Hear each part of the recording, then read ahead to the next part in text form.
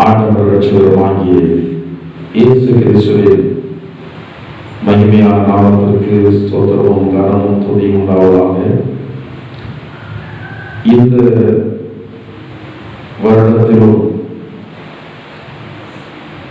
ஆண்டவர் நமக்கு ஏற்படுத்த இந்த கிருபையின் பண்டிகைக்காக கர்த்தருடைய நாமத்தை ஸ்தோத்திரிக்கிறேன், மகிமைப்படுத்துகிறேன். இது கிருபையின் பண்டிகை என்று எதற்காக பெயர் வைக்கப்பட்டிருக்கிறது என்றால், பண்டிகை என்றாலே ஒரு கொண்டாட்டம். இது கிருபையின் பண்டிகை என்றால் கிருபையை நினைத்து நாம் கர்த்தருடைய நாமத்தை கொண்டாட வேண்டும்.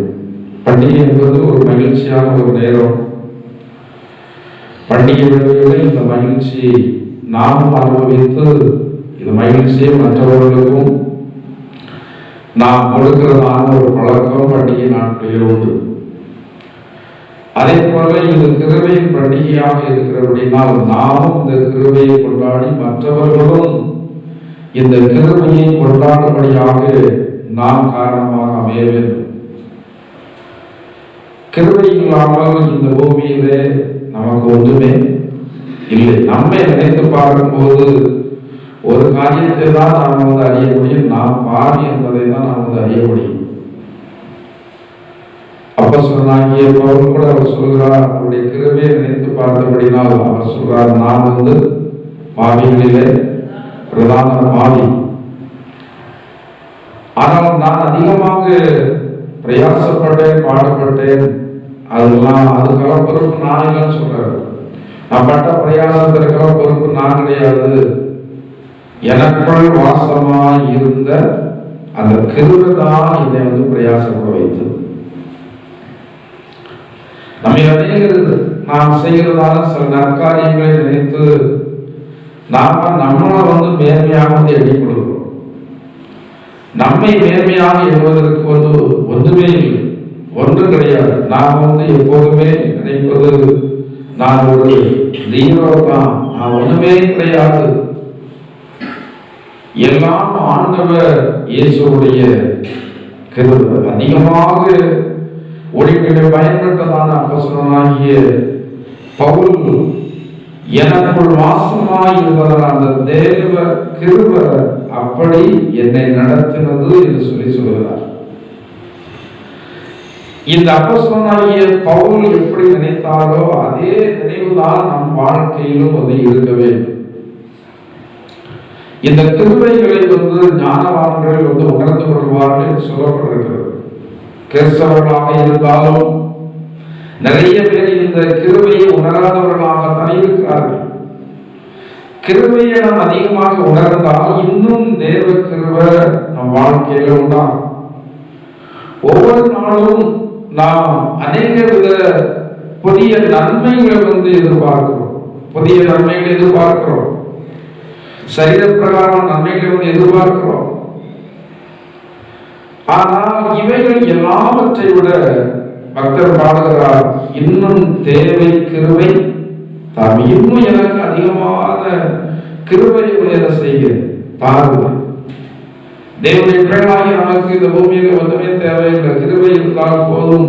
அந்த சமயத்திற்கு ஏற்றபடி எந்தெந்த நேரத்திற்கு நமக்கு என்ன தேவையோ அவைகளை எல்லாவற்றையும் தந்து நடத்தும். எது குறைபடுகிறதோ குறையட்டும்.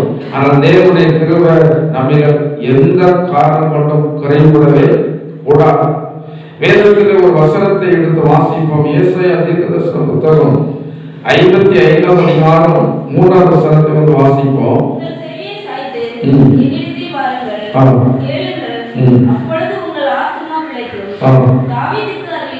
தாவீதுக்கு அருளின நிச்சயமான கிருபைகளை உங்களுக்கு நித்திய உடன்படிக்கையாக ஏற்படுத்துவேன், இனிமேல் ஏற்படுத்துவேன் என்று சொல்லி கர்த்தருடைய வார்த்தை சொல்லுகிறது. நீங்க அப்போஸ்தலர்கள் 13:34 வசனத்தை நீங்கள் வாசித்து பார்ப்பீர்களானால் இந்த வசனத்தினுடைய தொடர்ச்சி அந்த பகுதியில் இருக்கிறது.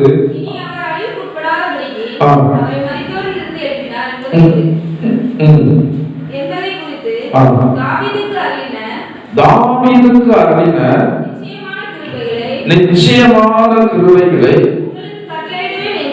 உங்களுக்கு கட்டளையிடுவேன் என்று திருவுளம் பற்றினார். தாவீதுக்கு அருளின நிச்சயமான கிருபை. இன்னைக்கு அநேகருக்கு கிருபை குறித்த ஒரு சந்தேகம், எனக்கு கிருபை இருக்கிறதா? நிறைய பேருக்கு சந்தேகம், உங்களுக்கு கிருபை இருக்கிறதா? ஆமென் இல்லவா? சொல்றோம். ஹல்லேலூயா. எல்லாரும் ஆமென் சொல்றோம்ல. ஆமென். உங்களுக்கு கிருபை இருக்கிறதா? ஆமென். கிருபை இருக்கிறது. ஆமென்ங்கற வார்த்தைக்கு அர்த்தம் என்ன? அப்படியே ஆகக்கூடாது, அப்படியே ஆகக்கூடாது. இந்த கிருபை ஆண்டவர் நிச்சயமாக கர்த்தருடைய பிள்ளைகளாக நமக்கு தருகிறார். அது ஒரு நிச்சயமான ஒரு கிருபை. தாவீதுக்கு நான் போய் சொல்ல, கர்த்தர் சொல்லுகிறார், தாவீதுக்கு நான் போய் சொல்ல. கர்த்தருடைய பிள்ளைகளுக்கு அவர் வாக்கு பண்ணுகிறது, தாவீதுக்கு அருளினதான நிச்சயமான கிருபைன்னு சொல்லுகிறார். வேதத்திலே நாம் பழைய பாட்டை பார்க்கும்போது அநேக ஜனங்களுடைய வாழ்க்கையிலே அவர்கள் கிருபையை பெற்றிருக்கிறார்கள். ஆனால் தாவீது பெற்றதான கிருபையை எந்த ஒரு தேவனுடைய மனுஷனை பெற்றதாக வேதத்திலே இல்லை. தாவீது அதிகமான கிருபையை பெற்றாராம். எனவேதான் ஆண்டவர் சொல்றாரு, அந்த கிருபைகளை நிச்சயமாக கர்த்தருடைய பிள்ளைகளாகிய என்னுடைய பிள்ளைகளாகிய உங்களுக்கு நான் தருவேன், நான் கட்டளையிடுவேன் என்று சொல்லி ஆண்டவர் சொல்லுகிறார். ஆண்டவருடைய வார்த்தை நிச்சயமாக நமக்கு சொல்லப்படும் போது அதை நாம் நம்ப வேண்டும், அதை நாம் விசுவாசிக்க வேண்டும், அதை நாம் ஏற்றுக்கொள்ள வேண்டும், அதை நினைத்துக் கொண்டிருக்க வேண்டும். இந்த கிருபையை நாம் எப்போது நினைத்துக் கொண்டிருந்தால் கிருபை உங்களை தாங்கும். நீங்க சோதனை நேரத்திலையும் அந்த நிச்சயமான கிருபை நினைங்க, பலவீன நேரத்தில் நிச்சயமான கிருபை நினைங்க, இல்லாத நேரத்தில் நிச்சயமான கிருபை நினைங்க, ஜனங்களால் எதிராக இருக்கும்போது அந்த நிச்சயமான கிருபைகளை நினைங்க. எந்த சூழ்நிலைகள் மாறினாலும் அந்த கிருபை என்ன செய்யாது? மாறாது. மலைகள் விலகினாலும் என் கிருபை உன்னை விட்டு விலகாதிருக்கும் என்று சொல்லி உன்மேல் மனது உருகுகிறதான கர்த்தர் சொல்லுகிறார். உன்மேல் மனது உருகுகிறதான கர்த்தர் சொல்லுகிறார். மலைகள் விலகினா கூட என் கிருபை உன்னை விட்டு என்ன செய்யாது? விலகாது. அந்த கிருபையை ஆண்டவர் உங்களோடு கூட வைத்திருக்கிறார். எல்லா நேரத்திலையும் நாம் அதை பார்க்க முடியவில்லை. எவ்விதமாக காற்று இருப்பது உண்மையாக இருந்தாலும் எல்லா நேரத்திலும் பார்க்க முடியாது.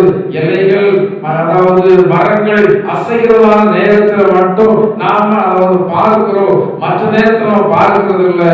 அதற்காக காற்று இல்லை என்று சொல்லி போய்விடாது. அதே போல் நம்முடைய வாழ்க்கையிலே அநேக வேலைகளிலே நாம் கிருபையை கண்ணார பார்க்கும்படி ஆண்டவர் உதவி செய்கிறார், காதால் கேட்கும்படி ஆண்டவர் உதவி செய்கிறார், இருதயத்தால் உணரும்படி உதவி செய்கிறார். ஆனால் சில வேளைகளிலே கிருபை நம்மோடு கூட இருந்தாலும் அது நம்முடைய கண்களுக்கு மறைவாக இருக்கிறது.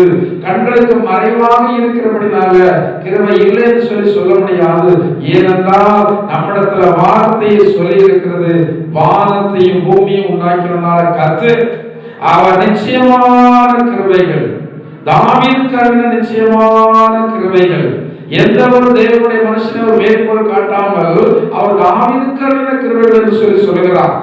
ஏன் தாவீதுக்கு கிருபைகள் என்று சொல்லி சொல்லுகிறார்?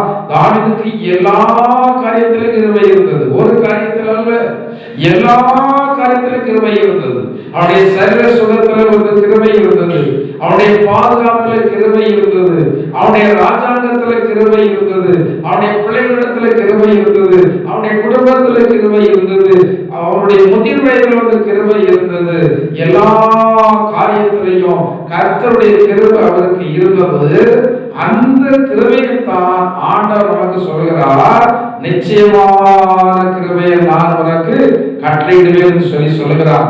இந்த கிருபை வரப்போகிற நாட்களிலே இன்னும் நம் வாழ்க்கையிலே பெருக போகிறது.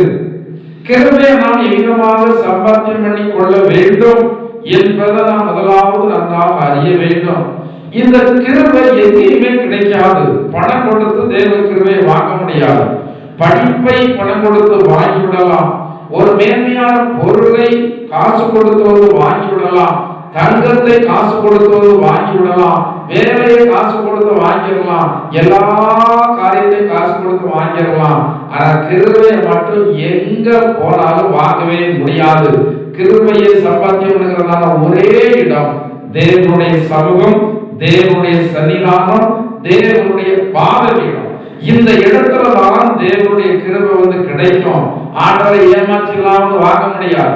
மனுஷனை ஏமாற்றி சில காரியங்களை நம்ம சாதித்து விடலாம். ஆனா தேவ கிருபையை பெறுவதற்கு ஆண்டவரை ஏமாற்றிலாம் வாங்கி விட முடியாது. சிலர் ஆண்டவரை ஏமாற்றி வாங்கி விடலாம் என்றுதான் நேர்மலங்கள் இருக்கிறோம், சந்தோஷம். ஆண்டவர் துதிக்கிறோம், சந்தோஷம். அது மட்டும் கிருபையை பெறுவதற்கு போதாது. கிருபை நமக்கு தாவீதுக்கு கொடுக்கப்பட்ட கிருபை வேணும். நமக்கு இன்னைக்கு அந்த தாவீதுக்கு கொடுக்கப்பட்ட கிருபை இல்லதான் வாழ்நாள் எல்லாம் நாம் கழிகூர்ந்து மகிழ முடியும். அந்த தாவீதுதான் சொல்றார், வாழ்நாள் எல்லாம் கழிகூர்ந்து நாங்கள் மகிழும்படி உம்முடைய கிருபையால் எங்களை திருப்தியாக்கும். கிருபையால் எங்களை திருப்தியாக்கும். பணத்தினால் அல்ல, பொருளினால் அல்ல. நமக்கு இன்னைக்கு தேவை, நமக்கு கிருபையில என்ன வேணும்? திருப்தி வேணும். கிருபையில திருப்தி வேணும். தாவீதுக்கு அந்த கிருபையினுடைய திருப்தியாக கொடுத்திருந்தார். நாம் இன்னைக்கு விரும்ப வேண்டியது, ஆண்டவரே இன்னும் தேவை உம்முடைய கிருபை. நீங்க சொல்லி இருக்கிறீங்க, தாவீதுக்கு அளித்த கிருபையை நிச்சயமாக நான் உனக்கு கட்டளையிடவே சொல்லி இருக்கிறீங்க. ஆண்டவரே அந்த கிருபையை அந்த கிருபை வந்துச்சுன்னா தாவீதுடைய வாழ்க்கையில வந்த எல்லா மேன்மை நம்முடைய வாழ்க்கையில வர ஆரம்பிச்சு. அந்த தாவீது வாழ்க்கையில திரளான கிருபையை பெறுவதற்கான காரணம் என்னவென்றால், சங்கீதம் 103 சொல்லப்பட்டிருக்கிறது, அவருடைய ஆத்மாவோடு அவர் பேசுறார். எப்படி பேசுற? என் ஆத்மாவே. அந்த பகுதி நம்ம அடிக்கடி அறிக்கைப்பட வேண்டியதான ஒரு பகுதி. பெரியவர்கள் அந்த நாட்களில் ஆண்டவருக்காக வாழ்ந்ததான தேவனுடைய பிள்ளைகள் ஜெபம் முடியும் போது அதை கட்டாயம் சொல்ல வேண்டும் என்றதான ஒரு ஒழுங்கு வச்சிருக்கிறாங்க. ஏன்னா அது அடிக்கடி அறிக்கை செய்யப்பட வேண்டும். அந்த தாவீது அவருடைய ஆத்மாவை பேசுறார், என் ஆத்மாவே கர்த்தர, என் ஆத்மாவே கர்த்தர ஸ்தோத்திரி, என் முழு உள்ளமே. என்ன உள்ளமா? முழு உள்ளம். முழு உள்ள ஸ்தோத்திரிக்கா? பாதி உள்ள ஸ்தோத்திரிக்க நம்ம தெரியல. முழு உள்ள ஸ்தோத்திரித்தா முழு வாய் ஸ்தோத்திரிக்க. நிறைய பேர் அந்த என் ஆத்மாவே கர்த்தர ஸ்தோத்திரி வாயில சொல்றதே இல்லை. அது மிக ஒரு நல்ல வார்த்தை, ஆண்டவருக்கு பிடித்ததான வார்த்தை. என் ஆத்மாவே கர்த்தரை ஸ்தோத்திரி, என் முழு உள்ளமே அவருடைய பரிசுத்த நாமத்தை ஸ்தோத்திரி, என் ஆத்மாவே கர்த்தரை ஸ்தோத்திரி, அவர் செய்த சகல உபகாரங்களையும், எல்லா உபகாரங்களையும், உங்களுக்கு, உங்களுடைய சரீரத்திற்கு, உங்களுடைய ஆத்மாவிற்கு, உங்கள் குடும்பத்திற்கு, உங்களுடைய பிள்ளைகளுக்கு நீங்கள் செய்த வேலையில் எல்லா காரியங்களிலும் ஆண்டவர் செய்த உபகாரம் நிறைய இருக்கு. ஏன்னா நம்முடைய இருதயம் அவர் கிருபையினால் செய்த உபகாரங்கள் எல்லாம் நினைக்காம ஏதோ விடப்பட்டிருக்கிறதான சில காரியங்கள், சில காரணத்திற்காக சில நன்மைகள் தாமதம், சில காரணத்திற்காக சில காரியங்கள் நமக்கு தரல, விலக்கி வைத்திருக்கிறார், சில காரியங்கள் விலக்கி வைத்திருக்கிறார். ஆனா அவைகளை நினைத்து தேவனுடைய கிருபைகளை நினைக்கிறத நாம் மறந்துட்டோம். தேவனுடைய கிருபைகள் நினைக்கிறத நாம் மறந்தபடினால அந்த தாவீதுக்கான நிச்சயமான கிருபை நமக்கு கிடைக்கல. ஏதோ கொஞ்சம் கொஞ்சம் கிருபை கிடைத்திருக்கிறது. தாவீதுக்கான கிருபை நமக்கு கிடைக்க வேண்டும் என்பதுதான் யாருடைய விருப்பம்? கர்த்தருடைய விருப்பம். சபை நடத்துகிற ஊழியக்காரனாகிய நானும் அதைத்தான் விரும்புகிறேன். யாருடைய கிருபை வேணும்? தாவீதுக்கு அறிந்த நிச்சயமான கிருபை நமக்கு கடைசி வரைக்கும். தாவீதுக்கு யாருடைய கிருபை இருக்கு? மனுஷர்கள் விளக்குவாங்க, பண செலவுகளை குறையப்படும், சில வேலைகளில் நம்முடைய சரீர சுகம்லாம் கொஞ்சம் கெடும். ஆனா எல்லாம் போனாலும் எது போகக்கூடாது. அவர் தாவீது சொல்றார், கிருபை என்னை விட்டு விலக்காமல் இருந்த கர்த்தருக்கு ஸ்தோத்திரம். கிருபை என்னை விட்டு அவர் விலக்கிறார். நிறைய கஷ்டங்கள் அவருடைய வாழ்க்கையில் வந்தது. ஆனா அப்பவும் கர்த்தருடைய கிருபை அவரோட தான் இருந்தது. கஷ்டத்தின் நேரத்தில் அவர் கஷ்டத்தை நினைக்காம கிருபையை நினைக்கிறார். அவர் கஷ்டத்தை நினைச்சிருந்தா அவர் துக்கத்துல அமிழ்ந்து போயிருப்பார். அவர் கஷ்டத்தை நினைக்கல. எதை நினைக்கிறீர்களோ அது உங்களை மேற்கொள்ளும் என்பதை நீங்கள் மறந்து போய்விடக்கூடாது. உங்களுடைய சிந்தையில் என்ன எண்ணம் இருக்கிறதோ அது உங்களை நிச்சயமாக மேற்கொண்டு அது உங்களை வழிநடத்தும். எதுவுமே விருப்பமுள்ளவர்களாக இருக்கிறீர்களோ அதை உங்களால் மேற்கொள்ள முடியாமலே ஆயிரும். ஒரு மனுஷனுடைய இருதயத்துல சிந்தனை வந்து எந்த சிந்தனை இருக்கிறதோ அது நல்ல சிந்தனையா அது கெட்ட சிந்தனையா, இது தேவனுக்கு பிரியமான தேவனுக்கு பிரியமில்லாதா என்பதை நீங்கள் பகுத்தறிந்து அதை அடையாளம் கண்டுகொண்டு அது சரியில்லாத சிந்தனை என்றால் அது உடனே தூக்கி தூரப்படுறீங்க. இல்லாவிட்டால் அது உங்களை மேற்கொள்ளும். நம்முடைய எத்தனையோ விதமான சிந்தனைகள் ஓடிக்கொண்டே இருக்கிறது. நம்ம அறியாமல ஓடிக்கொண்டே இருக்கிறது. பணத்தின் மேல ஆசை ஓடிக்கொண்டிருக்கிறது. சில ஜனங்கள் மேல விரோதம் ஓடிக்கொண்டே இருக்கிறது. உயர்வுடைய வேண்டுமென்ற ஆசை ஓடிக்கொண்டே இருக்கிறது. எல்லாரோட நாம் தான் மேன்மையா இருக்கணும், எல்லா காரியத்திலும் நாம் தான் உயர்வு இருக்கணும். இதெல்லாம் ஓடிக்கொண்டே இருக்கிற நம்முடைய இதயத்திற்குள்ள, அது இதயத்திற்குள்ளே ஓடிக்கொண்டிருக்க அதுவாகவே நீங்க மாறி விடுவீங்க.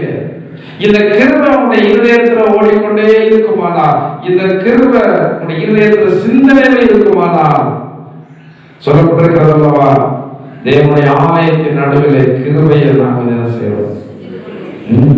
தேவனுடைய ஆலயம் என்பது நீங்களே அந்த ஆலயம். இந்த ஆலயத்தின் நடுவே, இந்த இருதயத்தின் நடுவே நீங்க கிருபைய எப்போது கிருபையை சிந்தித்துட்டே அது உங்களை உயர்த்தும், அது உங்களை மேன்மைப்படுத்தும், அது உங்களை பாதுகாக்கும், அது உங்களை கனப்படுத்தும், அது உங்களை துன்மார்க்கருடைய கைக்கு விலக்கும், அது உங்களை எட்டாத உயரத்துக்கு கொண்டு போய்விடும். இன்னைக்கு நாம ஆண்டவரை கேட்க வேண்டியது, ஆண்டவரே நீங்க சொல்லி இருக்கிறீங்க தாவீதுக்கு அளித்த நிச்சயமான கிருபைகளை உனக்கு கட்டளையிடுவேன் சொல்லி இருக்கிறீங்க. அந்த கிருபையை தான் நான் விரும்புகிறேன் ஆண்டவரே. இவ்வளவு நாள் அந்த கிருபையெல்லாம் நீங்க தந்து வருகிறீங்க. இன்னும் எனக்கு கிருபை தேவை. கிருபை எனக்கு போதாது. எப்போதும் ஜெபத்துல ஆண்டவரே எனக்கு இருந்தாங்க. அதாவது 2 பேர் ஜெபம்னு போனாங்க. அதுல ஒருத்தர் சொல்றான், என் மேல் நீங்க எப்படி இருக்கு? கிருபையா இருக்கு. தேவனே பாவியாகி என் மேல் எப்படி இருக்கு? கிருபையாய். இந்த கிருபை வந்துச்சுன்னா எல்லா குறைகளும் நம்ம விட்டு மாறி. ஏன்னா கிருபை நிறைவானது. கிருபை நிறைவானது. கிருபைங்கிற வார்த்தைக்கு அர்த்தம் என்ன? முதல் பாசையில கிருபைங்கிற வார்த்தைக்கு அநேக விதமான அர்த்தங்கள் கொடுக்கப்பட்டிருக்கிறது. தேவனுடைய அருள் என்று சொல்லி சொல்லப்பட்டிருக்கிறது, தேவனுடைய இரக்கம் என்று சொல்லி சொல்லப்பட்டிருக்கிறது, தேவனுடைய மனதுருக்கம் என்று சொல்லி சொல்லப்பட்டிருக்கிறது, தேவனுடைய ஒத்தாசை என்று சொல்லி சொல்லப்பட்டிருக்கிறது. எல்லாம் தேவனுடைய கிருபை. இவர்கள் எல்லாம் இரக்கம், தேவனுடைய ஒத்தாசை, தேவனுடைய அருள் எல்லாமே தேவனுடைய கிருபை.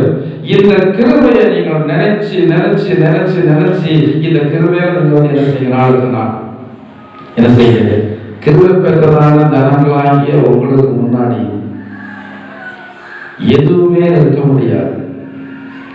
இந்த கிருபை நம்ம வாழ செய்யும். வேற சொல்லப்பட்டிருக்கிறோம், கிருபை பெற்றவர்களே வாழ்க்கை. கிருபை பெற்ற நீங்க வாழ்ந்துருப்பீங்க. ஆனா அந்த கிருபையை நீங்க சிந்திக்காம, கிருபையை உங்களுடைய இதயத்துல மேன்மையாக எண்ணாம நீங்க வாழ்வு மட்டும் சிந்திக்கிறீங்க. நான் வாழணும், நான் பெரிய ஆளாகணும், நான் உயர்வடையணும், நான் என்ன செய்யணும், எல்லா காரியத்திலும் எல்லாரும் சிறந்து விளங்கணும், இதே நினைத்துக் கொண்டிருக்கிறீங்க. இதை நினைக்க நினைக்க கிருபை உங்கள் வாழ்க்கையில பெருகாது. கிருபை பெருகாது. எல்லா காரியத்திலும் ஆண்டவர் எப்படி கிருபை பாராட்டி இருக்கிறார் நினைச்சு பார்க்கிறீங்களா? ஆண்டவரே கிருபைக்காக சொல்றோம். என் ஆத்மாவே கிருபை நினைத்து என்ன பண்ணும் சொல்றோம். அவர் செய்த அதாவது ஒரு சின்ன காரியத்தை கூட என்னுடைய இருதயம் மறந்து போய்விடக்கூடாது சொல்றாரு. சகல உபகாரங்களையும் என்ன செய்யறாரு? நம்ம பொதுவாக மறதி உண்டு, மனிதர்களுக்கு என்ன உண்டு? மறதி உண்டு. அதை என்ன செய்யக்கூடாது? மறந்துடக்கூடாது. யாக்கோபு சொன்னார் அல்லவா, நான் எப்படி வந்தேன்? கோவில் கைமா வந்தேன், ஆனால் தேவனை காண்பித்த தயவுக்கு நான் எவ்வளவு வேணும் அதை கடைசி வரைக்கும் அவர் நினைத்தே நடந்து கொண்டார். யாக்கோபு அவர் கடைசி வரைக்கும் அதை நினைத்தே நடந்து கொண்டபடினால்தான் அவருடைய வாழ்க்கையினுடைய காரியங்களெல்லாம் நாளுக்கு நாள் மேன்மை அடைந்துட்டே வந்தது. தேவனுடைய கிருபையை நீங்கள் நினைத்து அந்த கிருபை எந்த விதத்தில் சம்பாத்தியம் பண்ணலாம், தேவனுடைய கிருபை எந்த விதத்தில் சம்பாத்தியம் பண்ணலாம், தேவனுடைய அருளை நாம் எந்த விதத்தில் பெற்றுக்கொள்ளலாம், இந்த சிந்தனையே உங்களிடத்துல ஓடுனா நீங்க அதற்காகவே வாழ்வீங்க. தேவனுடைய கிருபைக்காகவே வாழ்வீங்க. தேவனுடைய கிருபையை நாடியே ஓடுவீங்க. தேவனுடைய கிருபையை மேன்மைப்படுத்துவீங்க. தேவனுடைய கிருபையை முக்கியப்படுத்துவீங்க. தேவனுடைய கிருபை உங்களுக்கு வந்துட்டுனா எல்லா காரியங்களிலும் உங்களுக்கு வெற்றி கிடைக்கும். எல்லா காரியங்களும் உங்களுக்கு மேன்மை உண்டாகும். நம்ம ஆண்டவரிடத்துல கேட்போம், ஆண்டவரே தாவீதுக்கு நீங்க போய் சொல்லவில்லை, நீங்க எங்களை பார்த்து என்னை பார்த்து சொல்றீங்க. இன்றைக்கு தாவீதுக்கு நிச்சயமான கிருபையை உனக்கு கட்டளை நீங்க சொல்லியிருக்கிறீங்க ஆண்டவர். அந்த கிருபையை எனக்கு இந்த நாளில தாங்க ஆண்டவர். அந்த கிருபையை தாங்க, இன்னும் எனக்கு கிருபை தாங்க ஆண்டவரே. உங்க கிருபையினால் நான் இதுவரைக்கும் நிலைத்திருக்கிறேன். என்னுடைய சுய பிரயாசம், சுய ஞானம், சுய அறிவு எதுவுமே இல்லை. என்னுடைய கிருபையாகவே இருக்கிறான். இன்னும் எனக்கு கிருபை தாங்க என்று சொல்லி நாம் ஆண்டவரிடத்துல ஜெபிப்போம். கர்த்தர் நம்மை ஆசீர்வதித்து கிருபைகளை பெருக செய்வாராக. ஹல்லேலூயா, ஹல்லேலூயா. கர்த்தாவே நன்றியோடு ஸ்தோத்திரிக்கிறோம் ஆண்டவரே. கர்த்தாவே நன்றியோடு ஸ்தோத்திரிக்கிறோம்.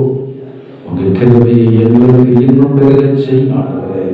கர்த்தர் இந்த நாளில் எங்களுக்கு வாக்கு பண்ணினீங்க, தாவீதுக்கு நான் போய் சொல்லேன், தாவீதுக்கு நிச்சயமான கிருபை உங்களுக்கு இன்னைக்கு கொடுக்கப்படுகிறது. இந்த கிருபையை நாளிலே நீங்கள் விசேஷமாக சோதரித்துக் கொள்ளும்படியாக தேவனிடத்தில் உங்களுடைய ஆத்மாவை தாழ்த்துங்கள். தேவனோடு ஐக்கியவார்களாக. கர்த்தாவே இந்த வருடத்தில் எங்களுக்கு ஏற்படுத்ததான இந்த கிருபை கூட்டங்களுக்காக, கிருபை பண்டிகைக்காக நாங்கள் நன்றியோடு சோதரிக்கிறோம். உடைய கிருபையை கொண்டாடுகிறோம், உடைய கிருபையை மேன்மைப்படுத்துகிறோம், உடைய கிருபையை நாங்கள் துதிக்கிறோம் ஆண்டவரே. ஹல்லேலூயா. இன்னும் தேவை கிருபை, இன்னும் எங்களுடைய வாழ்க்கையில கிருபை பெருக வேண்டும் என்று விரும்புகிறோம் ஆண்டவரே. கிருபையே சிந்திக்க எங்களுக்கு உதவி செய்யுங்க. கிருபையை நாங்கள் மகிமைப்படுத்த உதவி செய்யுங்க. கிருபையை மேன்மைப்படுத்த எங்களுக்கு உதவி செய்யுங்க ஆண்டவரே. ஹல்லேலூயா. நிச்சயமாக கிருபையை தரும் என்று சொன்னீங்க. அது தாவீதுக்கு கிருபையை தரும் என்று சொன்னீங்க ஆண்டவரே. இதனால விசுவாசத்தினாலும் அந்த கிருபையை நாங்கள் சிந்திக்கிறதினாலும் அந்த கிருபையை தேடுவதனால் சுதந்திரித்துக் கொள்ள எங்களோடு தங்களோடாக மாற்றுது. இதற்கான பரிசுத்த ஆவியானவருடைய அபிஷேகத்துடைய வல்லமையானது ஒவ்வொரு மீது இறங்குவதாக, இந்த இடத்துல கடந்து வந்திருக்கிறதான ஒவ்வொரு மீது இயேசுவின் நாமத்தில் இறங்குவதாக. ஹல்லேலூயா. கர்த்தாவே நாங்கள் நன்றியோடு ஸ்தோத்திரிக்கிறோம் ஆண்டவரே. கர்த்தாவே நாங்கள் நன்றியோடு ஸ்தோத்திரிக்கிறோம். ஹல்லேலூயா. நாங்கள் நன்றியோடு ஸ்தோத்திரிக்கிறோம். எங்கள் அன்பின் பரலோக பிதாவே, நல்ல இயேசுவே, கர்த்தர் எங்களுக்கு கிருபையாக ஏற்படுத்தி தந்து இந்த வருடத்தின் கிருபை பண்டிகைக்காக நாங்கள் நன்றியோடு ஸ்தோத்திரிக்கிறோம். இந்த முதல் நாள் கிருபை பண்டிகையில கர்த்தர் எங்களுக்கு புதிய கிருபைகளை தந்து ஸ்தோத்திரிக்கிறோம். நிச்சயமாக கிருபை ஆண்டவரே, பொய் சொல்லேன் என்று சொல்லி நீங்கள் சொல்லியிருக்கிறீங்க. நாங்கள் நம்புகிறோம். 100% உங்களுடைய வார்த்தை பொய் சொல்லாது என்பதை நாங்கள் நம்புகிறோம் ஆண்டவரே. கர்த்தாவே நிச்சயமான கிருபைகளை எங்களுக்கு தருவீர்கள் நம்புகிறோம். தாவீதுக்கு கிருபைகளை தருவீர்கள் என்று சொன்னார், நம்புகிறோம் ஆண்டவரே. அந்த கிருபையில் வந்திருக்கிற எல்லா ஜனங்களுக்கு அந்த கொடுங்க ஆண்டவரே. வரப்போற நாட்களிலே அந்த கிருபையை நாங்கள் காண, கேட்க, உணர்த்தக்கதான விதத்திலே பிரத்யட்சமாய் அந்த கிருபையினுடைய வல்லமை விளங்கட்டும் ஆண்டவரே. கர்த்தர் எல்லாரையும் ஆசீர்வதித்து அனுப்புவீராக. வரப்போற நாட்களில் நாங்கள் தொடர்ந்து தவறான இந்த கிருபை பண்டிகை கூட்டங்களில் கடந்து வர எல்லாருக்கும் கர்த்தர் கிருபை செய்யுங்க. இந்த கூட்டங்களுக்கு எந்த தடைகளும் வராதபடி கர்த்தர் எங்களுக்கு ஒத்தாசை செய்திட வேண்டுமாறு ஜெபிக்கிறோம். ஆண்டவரே கர்த்தாவே, இந்த கிருபைகளை நாங்கள் சுதந்திரித்துக் கொடுத்ததாக நாங்கள் உண்மை நேரில் சேர கட்டி சேர எங்கள் ஒவ்வொருவருக்கு கர்த்தர் உதவி செய்ய ஆண்டவரே எல்லாரும் ஆசீர்வதித்தாரட்டும். பெரிய காரியங்கள் செய்ய இயேசுவின் நாமத்தால் ஜெபிக்கிறோம் ஜீவனுள்ள பிதாவே.